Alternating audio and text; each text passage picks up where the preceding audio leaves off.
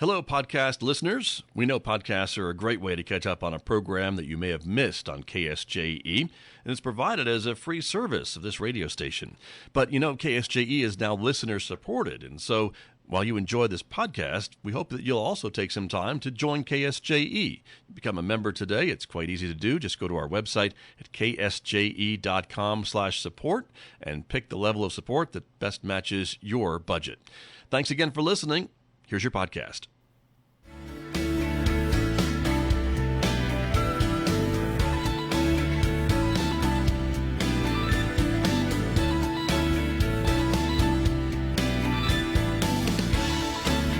10 minutes past 8 o'clock. It is Wednesday morning, the 25th day of March, 2026. Good morning, everyone. I'm Scott Michlin. Thanks for tuning in to KSJE, 90.9 FM over the air right here in San Juan County, New Mexico. In Durango, Colorado, our frequency there on the radio, 103.3 FM. And if you're listening to my voice anywhere else on the planet, you've gone to our website to tune in, ksje.com, or maybe you're listening today through the new KSJE radio app. It is great to have you all with us this morning. Also, welcome to our viewers who are joining us and watching the program.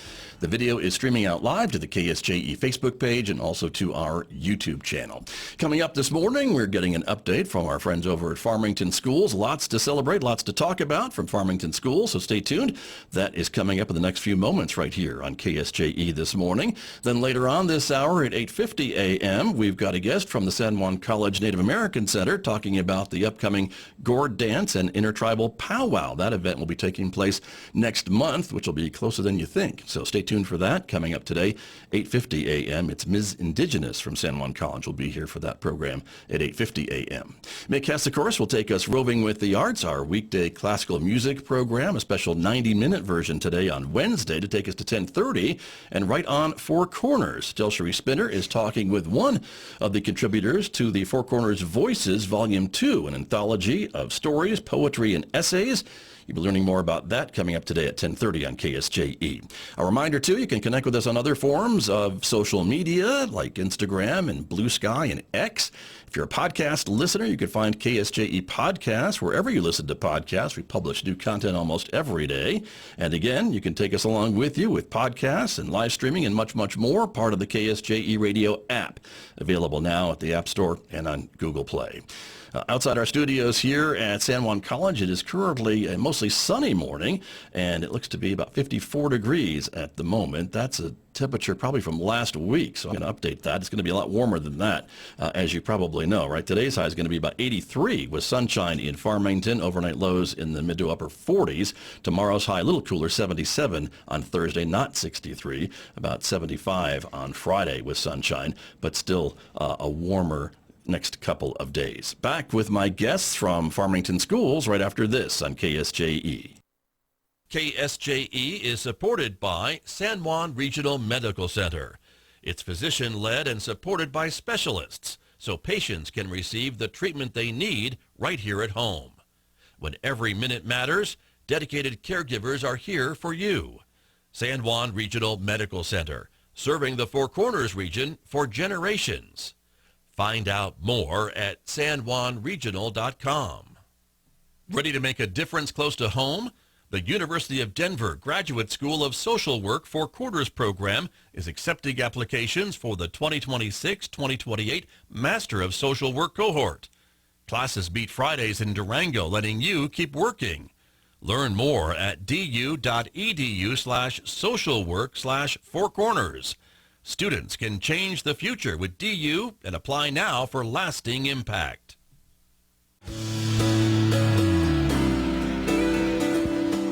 Now back to Studio A and the award-winning Scott Michlin morning program on KSJE.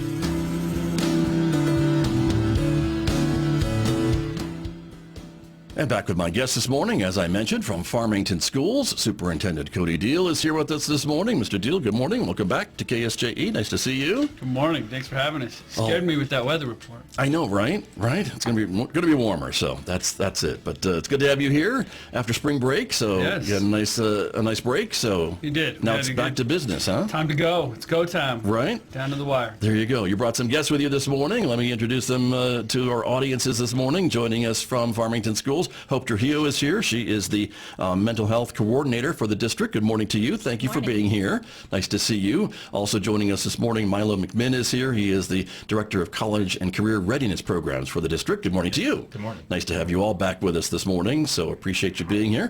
Mr. Diehl, we'll start with you, though, about some celebrations and some other recognition from things going on at the school district recently. So we'll start there. All the fun stuff. Yeah. So we had a couple students. Well, many students participate in the FMS Spanish Spelling Bee, but we have a student from Bluffview, Mr. Quezada, claimed first place, while Mr. Piñon of Esperanza earned a runner-up finish. So excited for those guys, and Mr. Quezada will go on to Albuquerque to compete in the state competition. So nice. Good stuff. Very good. The winning words are on the screen, and you're going to try to pronounce it, or should I try to pronounce it? Zapatilla. Yeah. Slipper and bascula. Scale. Okay. Scale. You said that better than I could have. How'd I do? Yeah. How'd I do? It sounded good to me. I didn't have to spell it, though, so that's good. But congrats to those students. That's a good thing I didn't have to spell it. Exactly. So congratulations to them, and much continued good luck as they move on, right, in the competition. Also some music recognition? Yeah, so Northwest New Mexico music performances. We had choir competitions along with band. So students from across the counties participating here on your campus. So thanks for hosting. Right. Huge congratulations to all our student musicians. We talk about it all the time. We do a really good job in this county with our performing arts. So yeah. Very good. Nice to see those students performing, and some friendly competition a little bit in the region, of course, and a great reflection back on the school district for supporting the arts in education, because I know that's important, not just at Farmington schools, but throughout the region. Well, we keep recruiting, and we love what the arts provide to our students, along with all the other stuff that we do in Farmington schools. So yeah, Mr. Fear's done a nice job of coordinating that, along with all of our secondary schools and in our elementary schools, preparing those students as they get older. Right. I would say all those extracurricular activities help create a well-rounded student during their school careers. So that's great to see. Congrats to them. Some more assessments as well? Yep. So yeah, the both choir and band. So yeah, we had schools across our district along with others. It looks like from Kirtland and Bloomfield as well. Oh, even Rehoboth. So yeah, good stuff. Very good. We'll put their faces on camera for a few minutes there, so proud parents and grandparents can check them out. We should put them all up there. That's true. Very true. Here's some others. English Expo. English Expo, very impressive. Sending a ton of students down to the English Expo, and a couple Saturdays ago, and looks like they did really well, right? 31 medals, including 6 NMA state champions. So really proud. Just shows what our teachers do on a daily basis to support and help these students, and it's good that they can go down and showcase their academic talents. So yeah, very proud of all the students that go down to these competitions, along with the sponsors. It takes a lot of time and effort, and thanks to the commitment of our educators to take the time to allow these students to go showcase. Exactly. So both elementary and high school students. Mid and high. Mid and high, pardon me. There you go. So yeah, it was good. So we sent a lot of students down. So. And they did well. They did well. It looks like they did. So very good. Some construction projects at Tibbetts. Yeah, this has been an ongoing project for a long, long time, and we're really excited that it's coming to life to bring our Dene tradition to life with the Hogan at Tibbetts Middle School. So partnering with some AG Solutions and SEH there, along with our FMS Indian Education Committee, to make this project a reality. And it's going to be good for our students, all of our students, and it'll be a place that we can send students from across our district to have meaningful cultural experiences. Nice, very good. And of course, cool. The Hogan is culturally significant to the Navajo culture, so nice to have that on campus and be able to use it. As you said, I guess it's open to all schools. Yep. And so it's a great experience. I've been able to attend or on Navajo Prep's campus, and just the way the cultural history and the value that it brings, and how you walk around the Hogan and which directions, and there's just so many good cultural relevance to it, that we're excited about it for our district and for our students. Very good. And certainly, I guess, for all students, right? They Yes, could learn a absolutely. bit about the cultural significance, so that's Yes, great too. all students. Very good. Wonderful. Excellent. Silversmith Workshop over at Heights Middle School? Yeah, I mean, it's no matter where you go in the state of New Mexico, right? We see a lot of jewelry making, and so the opportunity for these students to put their hands to it and learn about it, just another neat experience for our students. So often, and we get judged on that one day in the spring, and there's just so many great things happening in our schools that we're really, really proud of. Yeah, So, very much so. Yeah, and I know that Mr. McMinn is going to talk about some great opportunities with students with that use their hands, and there's so many things to education beyond books. I mean, obviously we know that's important too, but just giving the students these opportunities to just preserve cultural heritage, traditions, being able to make their own jewelry. Yeah. It's good stuff. Right, and learn what goes into it, I guess. It doesn't Yeah. just pop out. It takes a little bit of time and effort to create these pieces, right?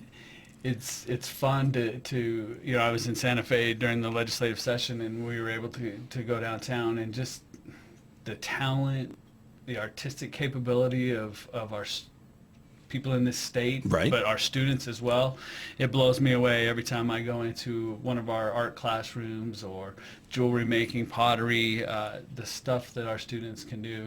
It's amazing. Yeah, very true. Excellent. Very good. Some achievements at Rocinante as well. Yeah, this is a big one, and I want Milo to talk a little bit about this. I know this is a couple of his slides, but Mr. McMinn, along with J.J. Sandoval and some other folks in our district, have put a ton of time and energy into making this a reality. So I hate to put him on the spot, but Mr. McMinn was very, very, played a big hand in this, and so proud of Rocinante High School and being able to exit the MRI status that the state has given them. So, Mr. McMinn? Yeah, so just super proud of the staff there, students, and the leadership at Rocinante.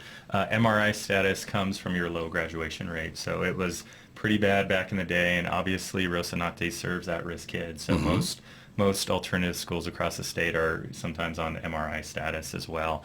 But That's a state designation, correct, from the Public Education Department. Got it. So based on their grad rates, we had to come above a threshold of either 63 or 65%, and this last year they were able to get up to 73.28, which is just an amazing accomplishment, really working in building a sense of belonging, holding kids accountable, creating structures and systems both for proficiency in English and math, and really working on student engagement and tracking and making sure those supports are there. So we're expected to see another increase this year, but for an alternative school in the state of New Mexico to get off that is just a huge accomplishment for our kids and for our community as a whole. Right. Well, congratulations to the staff and the students, I think, who did the work, right, to move that number. It had been as low as, 54%, I think, is what we're showing, right? And so that's an increase of almost 20 points. Yeah, I think at one point it was 23 or 24%. I see, right. Yeah, even pre-2023 it was Lower. Yep. Gotcha. So this is significant, and again, above that threshold, it gets it off of that status, so that the state has taken notice, it looks like.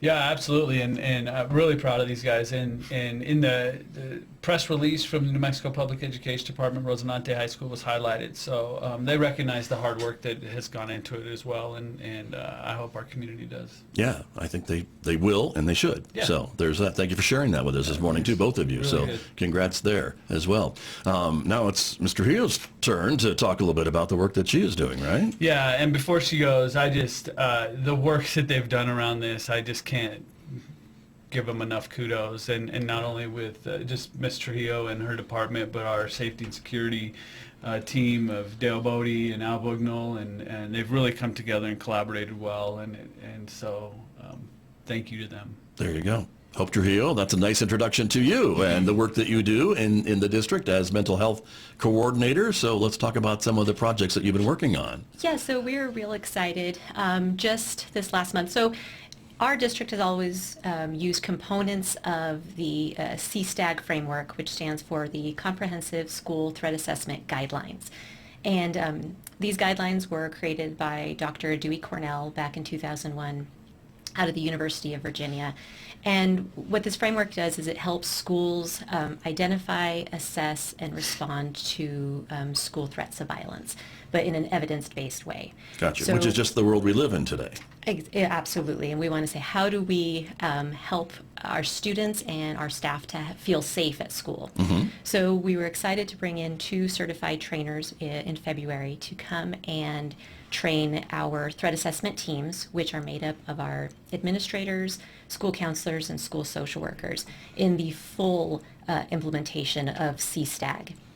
So it was a great training, 2-day training. We were able to invite our neighbors from Aztec and Bloomfield who also use the CSTAG model of their districts. So we were able to bring them in and get everybody trained up in this framework, which again, this framework looks at assessing threats and staying kind of moving out of that fear-based model to more of a problem-solving model, and how can we support students who may make threats, and what does that look like?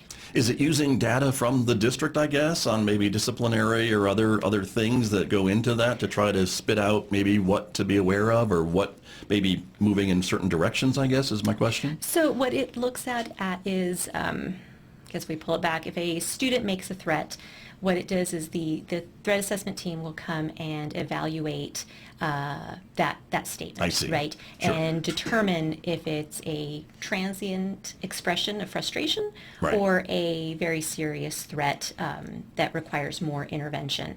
So, and to I do see. that well, right, and to bring all of our, to kind of bring us to the digital age, we also partnered with Safer School Solutions, which has a component called Thrived, which is an online behavioral threat assessment platform. And so what they did, we started working with them in July, and they took our model that we're using and they kind of digitized it for us. That helped us to monitor these statements, right, throughout the entire district, and help us just gather more robust data so that we can continue to support our students and our schools. Sure, I understand. Thank you for explaining that, though, to me. And so I would guess that maybe depending on if a threat is written or verbal, that can also be a differentiating condition? Well, no matter if it's written, verbal. You'll still take action. Yeah, absolutely. So we treat all threats the same in that sense. We'll follow the process, our guidelines, which is we're going to interview a person who made the threat, any witnesses, and then move forward, look at, as you had mentioned, like any data that we need to take into consideration so that we can provide resources to those students as well. So research shows the majority of threats that are made, the student has no intent to hurt anybody, but it is a cry for help, and we Right. want to provide that. So Sure, and I guess that would then trigger maybe some other resources in the district or outside of the district for that student or their family or what have you. absolutely. So that, again, that problem-solving approach, what do we need to put in place for not only the student to have that support, but again, to increase school safety and increase an environment where students feel welcomed and supported and safe. Right, and having this at the other schools in the area, I imagine would be helpful, I guess, if a student were to move around or move from one district to another district, would that follow that student, some of that data that maybe would be helpful to the districts? Well, and currently, so the platform we're using is now just for utilized here in Farmington I see. schools right now. We're the first school, I believe, in the state to utilize the Safer School Solutions platform, and they tailor-made this online platform for us. I and see. So it's been fantastic working with them so that it really honed in on what we needed as our district. Okay. However, to your point, we collaborate with Bloomfield and Aztec just regularly, where we say, hey, a student might be coming over that's going to just require support, not in that sense of like, how do we help them be successful, whether it's here or in Aztec or in Bloomfield. Got it. So that's already happening. Yes. Is what you're telling me. So that's great to know as well. So that's terrific. Very good. And this other program too, is this part of this Eagle-Eyed program? Is that also a part of this or something different? It is all part of the Safer School Solutions, I see. I guess, suite that they offer. So our security team, Mr. Bodie and Mr. Bugnell, they work with that Eagle-Eyed, which is more of the environmental factors that help with safety, whereas Thrived is that more social, emotional, mental health piece that helps with safety. And you need both, right? Right. We need our students to feel safe, not just bulletproof windows, right? It needs to encompass all aspects of safety. Sure, but that's the other part of it, I guess, Correct. is what you're telling me. Correct. So that's important. And so I guess working together, I guess that means hopefully a safer environment then for your students and staff on campuses. Yeah, absolutely. And, creating or having a system in place that is consistent across our district is key, and it will certainly big on systems, right? And creating, you've heard me talk about it before, but the way our security team goes around and manages the facilities or the environmental safetiness, whether doors are locked or doors are not working properly, access control is not working properly. There's, our campus safety monitors are now tracking this through a system, so we can pull reports and see where we have some of our gaps. Mm-hmm. Whereas before, it was really kind of done on an individual basis at school. So this creates some consistency across our district and leaves the guesswork out, right? So when I was a high school principal, we had, this doesn't allow me as a principal to, it gives me a focus. The questions that are asked, I remain consistent throughout each case. So I really, really commend all of these folks for putting it together. And I'm not so sure that, as Mr. Trujillo said, we're the first district in the state to implement something like this.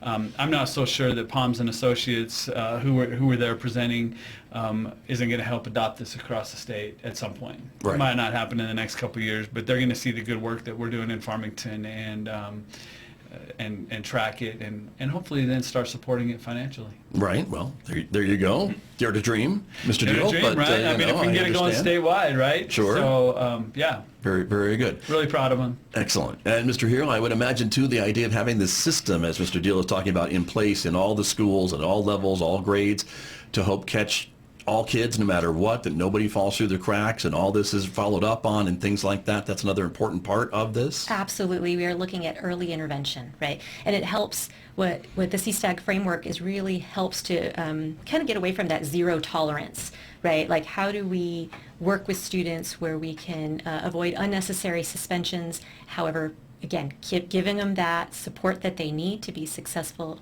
and helping all of the students at the school feel safe and secure in that environment. Right. Very good. Well, thank you for coming in this morning and for the work that you are doing in the schools. It's great to share that with our audiences. So thank you very much. Mr. McMinn, I want to save some time for you because I know you've got a lot on your plate, too, that you want to share this morning on some of the work that you are doing with college and career readiness and some of the other programs that I know you bring to the table this morning. So, give us an update, Just want to share some good news and thank you to our voters as well.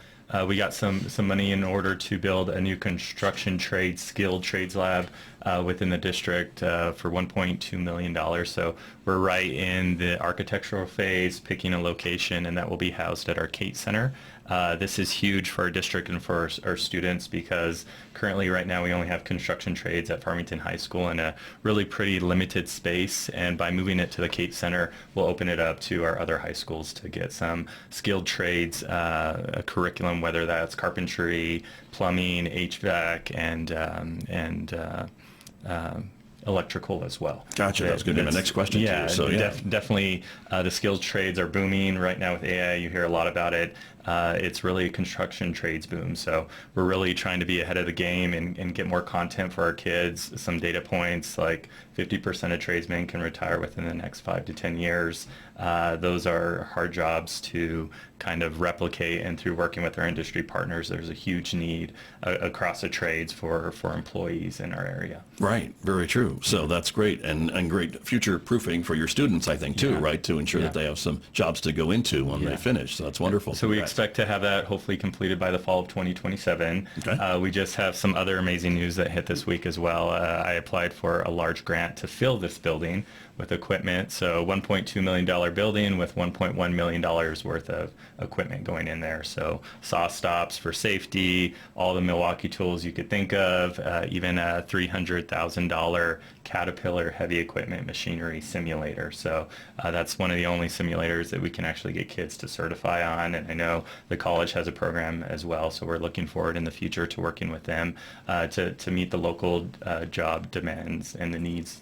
Right. Yeah. Nice. And having this equipment for them to learn on, I guess, is and have it similar to what they're going to encounter out in the field is probably helpful, so that they don't graduate and get out there and wonder what this machinery is, because they've already seen it, or at least they're familiar with a type of it, right? Yeah, 100%. And really our intention working with our industry is having them backwards design our content and curriculum. We want to build an employee that leaves our facility that is trained on the same training that Pesco, Robbins, and really bring in their professionals to teach. I was at a great San Juan College advisory committee with building trades, and one guy mentioned, I can teach drywall, but what you really need is my drywaller to come in and spend a week with our kids. So that's the intention we have, to really bring in those professionals and this wealth of knowledge within our community to work directly with our kids, and have our teachers as this instructional architect facilitator to create these experiences for our kids to break down that barrier between our schools and our local industry as well.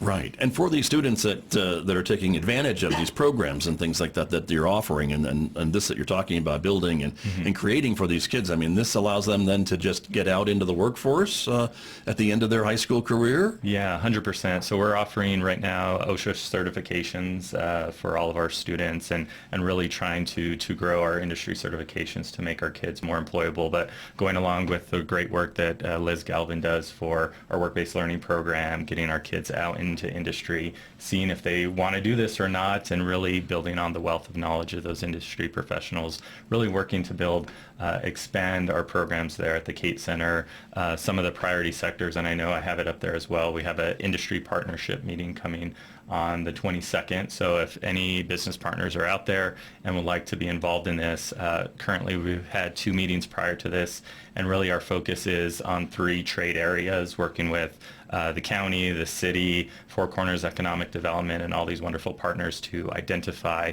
the biggest industries of growth and need in our area, as rail might come here and some other things, to really have our school district be promoters of economic development. So those 3 main focus areas are skilled trades to go along with our welding and automotive programs that are currently there, healthcare as well, which is a huge need. Right. I think it's the 2034 census expects that there's going to be more people age 65 and older than kids under 18 for the first time in history. So really getting our kids on a trajectory to get in that need is huge. Healthcare is a big thing.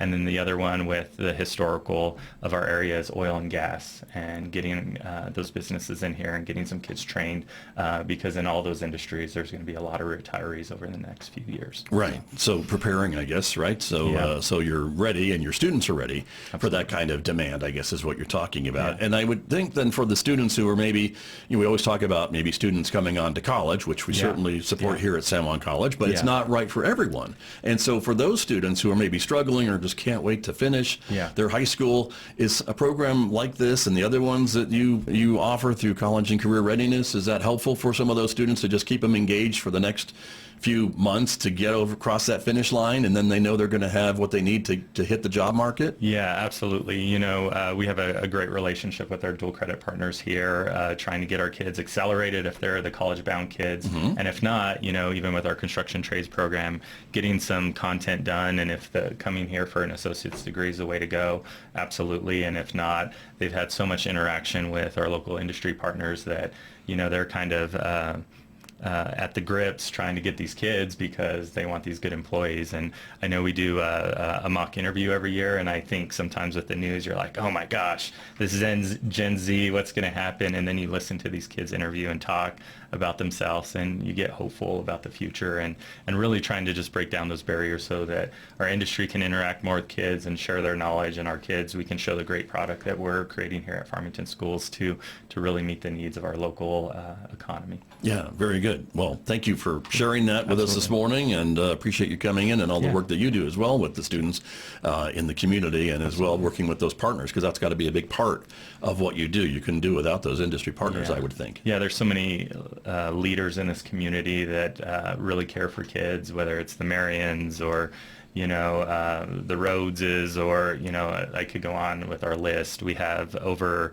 I think, 285 business partners that engage with us commonly, and those that give up some of their busy time to spend half a day with us kind of dreaming and really working to develop our future curriculum, and even going around the state to look at some other programs to see what we can do here in Farmington to really help our kids and be ahead of the game with career and technical education. Yeah, that's wonderful. Well, and again, their time is so valuable, but I think they see that the value is in these students that they are working to train, you are working to train, and so they can employ them down the road. So it's a win-win. Yeah, sounds like to me. So yeah, thank you sure. very much. Mr. Diehl, back to you, sir, about kind of final thoughts this morning as we kind of wrap up our time together. Yeah, so just real quick, we'll talk about our current graduation rates from last year, and, and we saw a little dip at our two big comprehensive high schools, but I mean not significant. They're still above the state average. So we have these little peaks and valleys depending on the class, and there's all sorts of variables, but going down a percent or two is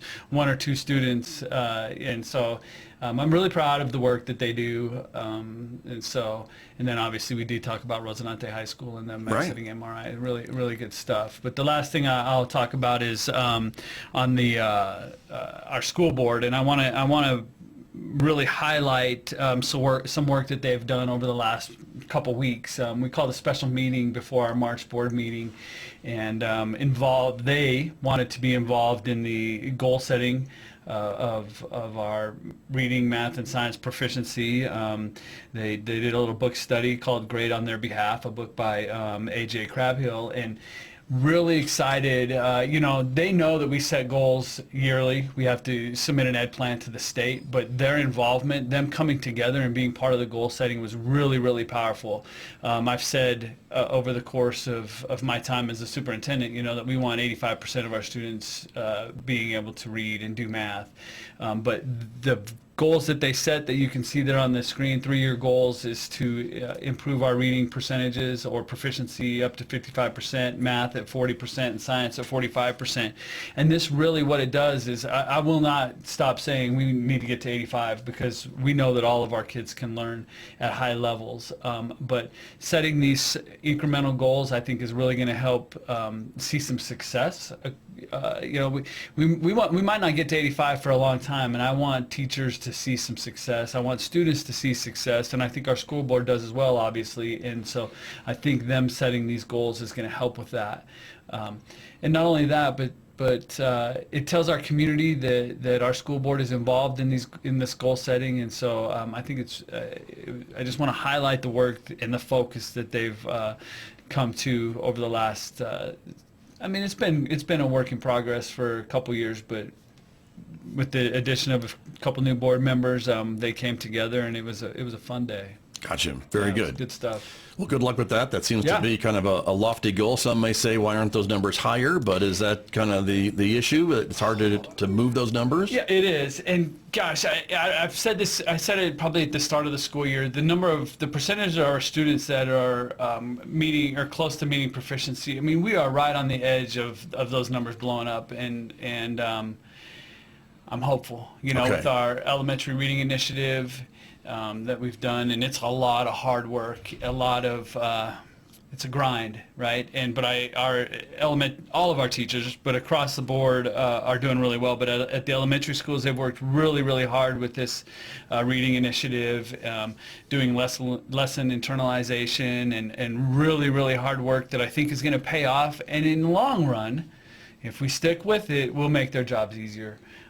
So a lot of good stuff happening. Okay. Really proud of them. We've got you on tape, and I know you'll tell us all about it when those numbers go up, so we'll look forward to it. Absolutely. And, the other thing that I appreciate about our school board is they're going to hold me accountable to those numbers. So let's go. They're your bosses. That's right. There you are. Very good. Mr. Diehl, thank you for coming in and sharing that with us this morning. We really appreciate it. Thank you, everyone, for being here with the news from Farmington Schools. Always great to share that with our audiences, so appreciate it very much, all you coming in. My guest this morning here with me on KSJE from Farmington Municipal Schools. Did you enjoy that podcast? We hope that you did. And if you did, share it with your friends. And if you really want to keep podcasts like this coming, please support KSJE. You can do it easily online at ksje.com.